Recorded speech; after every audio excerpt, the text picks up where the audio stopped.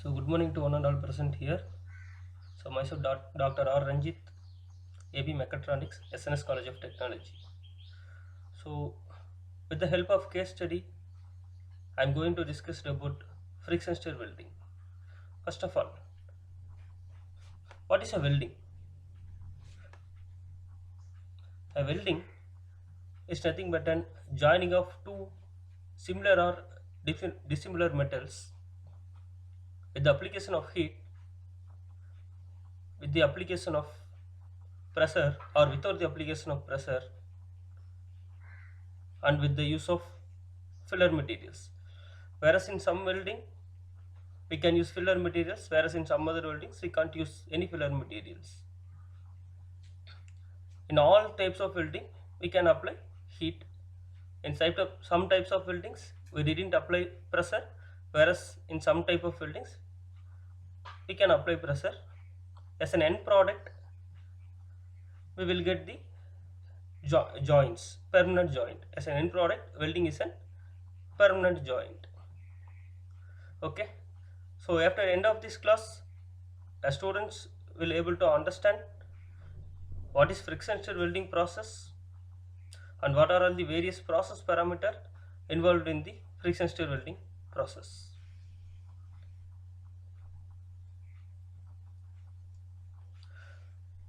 Okay, so why this even lot of welding process available?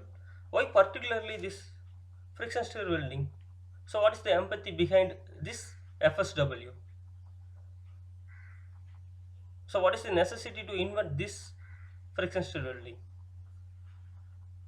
So the answer for all this question is a simple answer: a melting point of zinc.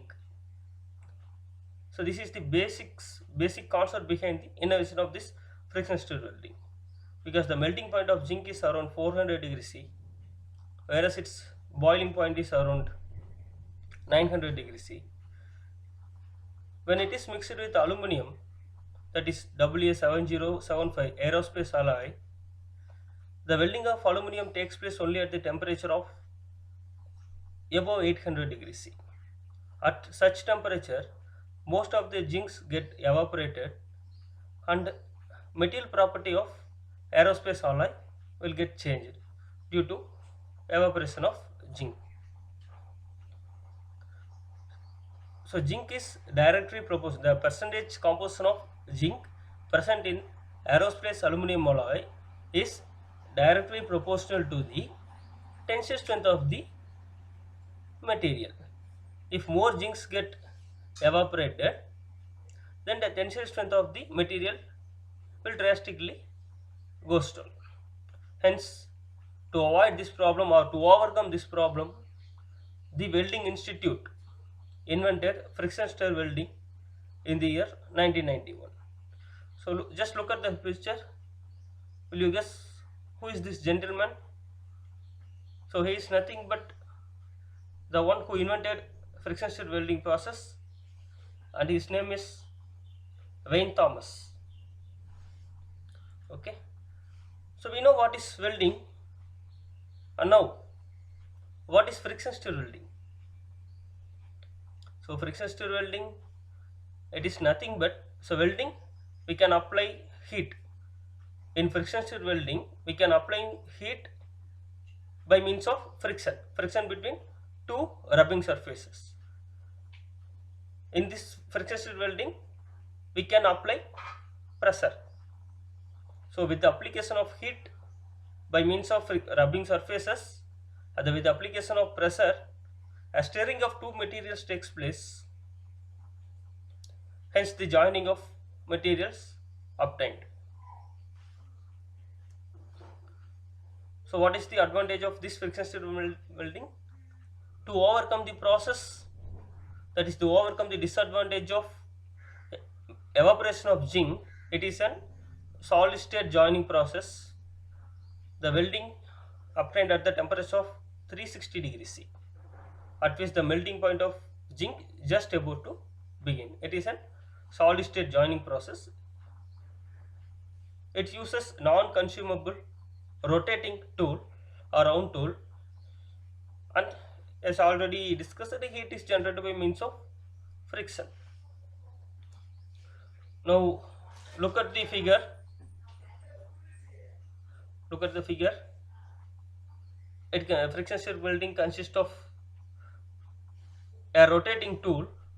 The most important process parameters in this rotating tools are tool rotation, tool pin, axial load, direction of the belt, and we keep two plates. We can keep two plates by applying some external pressure. The two plates are clamped together, and one side of the plate is called as retreating plate, and another side of the plate is called as advancing plate or advancing side. So what is the difference between this retreating side and advancing side? The material from the retreating side or retreating plate will get stirred or will get deformed and deposit over the advancing side. So usually if we weld dissimilar metals like copper and aluminum, so in advancing side we will keep the copper, that is a material which consists of higher melting temperature or higher hardness, and retreating side we will keep the aluminum which possesses lower hardness compared to that of copper. So while welding, the aluminum easily get deformed and the materials from aluminum will deposit over the copper, hence welding occurs. So what is the process involved in FSW? It consists of a rotating tool. The rotating tool consists of a tool solder, a tool pin. So the tool pin should plunge inside the plate until the tool solder touches the surface of the plate. Once after it touches the surface of the plate, we just stop the plunging of the plate. So the surface of the solder and the surface of the plate will rub with together, and it develops heat by means of friction. At the same time, the pin is completely plunged inside the plate. So due to the centrifugal action, some of the materials will get deformed and it begins to come up due to centrifugal force. So to avoid the loss of material, we can give some tilt angle in the tool. This tilt angle, it may vary between 2 degree to 4 degree. So lower the tilt angle, more material wastage. Higher the tilt angle, so material will get escaped.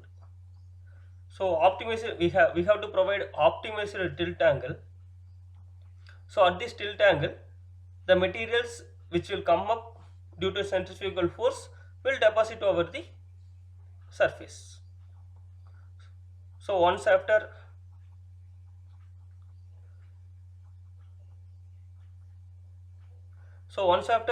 the tool starts to rotate, it keeps on rotating in the same place for 5 to 15 seconds, and this time is called as dwell time or preheating time. So after preheating time, we need to move the tool in the direction of the weld. And one more important process parameter is axial load. So axial load defines how much the strength of the belt. Lower the axial load, so lower the strength. Like this, we have to give the optimized axial load. And the weld region consists of 3 regions: nudged zone, heat treated zone, thermomechanically affected zones. And now,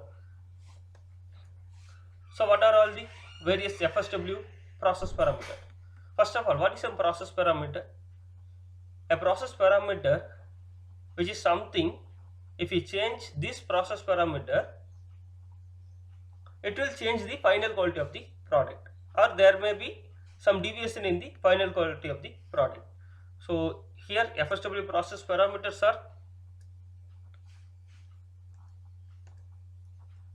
so tool rotation, tool field, axial force, tilt angle, tool geometry. These are all the various FSW process parameters. And if you change the speed of the rotation at lower rotation speed, the heat generated by the tool will become very low. Hence, it leads to the incomplete fusion of the materials. Whereas at higher rotation speed, the material will reaches its melting point. Hence, due to centrifugal force, it will deposit over the side of the metal plate, and this effect is called skimming effect. At higher tool feed, the heat generation will be low, whereas at lower tool feed, it will be high. As already mentioned, we should provide tilt angle to avoid the escape of the material. And tool geometry, it is also playing a very important role. It consists of three important tool geometry: shoulder diameter, pin diameter, and pin height. And in case of pin height, it is equal to that of the thickness of the plate. And in case of ratio of shoulder diameter to the pin diameter, we should maintain the ratio of 1:3. Higher the ratio, if you maintain higher ratio, it will lead to the failure of the pin. At lower ratio, we face difficulty in plunging the materials. So what are all the shapes? What are the different shapes of solder on the pin?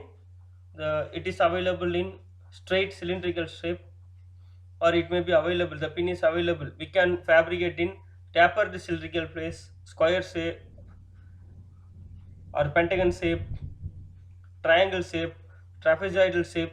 These are all the various shape of the pin. So whatever it may be the shape, the tool is rotated at a speed of above 1500 rpm. At such rpm, it looks like an cylinder, but each and every space has a different impact. So what are all the various application of this friction stir welding process? So as already stated, one most important application is to avoid the evaporation of zinc. Hence, it is mostly used in welding in aerospace industries. Only in aerospace industries, whereas WA7075 is used as an aluminum alloy. It is also called as aerospace aluminum alloy, which consists of 6 to 7% of zinc, and at the 6% of zinc, the tensile strength of the aluminum alloy is around 575 megapascal. It will reduce with the reduction in percentage of zinc. And one more application, it is used in marine application. So how it is useful in marine application? Because as already stated, it is useful to weld dissimilar parts, like say two different aluminum alloys, WA2024 and WA7075. WA2024 is resistance towards corrosion, whereas W7075 is, it has higher strength. So WA2025, the strength of the aluminum alloy is around 400 megapascal, whereas 7075 is around 575 megapascal. So while welding in ship, the outer body, we can use W2025 as outer body, center point we can weld, inner side we can use high strength 7075 as inner body. As 2024 is resistance towards corrosion, it will protect the ship body from corrosion, and it is used to fabricate bullet trains, so aircraft internal structure, fuel tank, heavy dump and tank trucks, heat transfer equipments, wiring, electromobile equipments, electrical and electronic industries. These are all the various application of friction stir welding.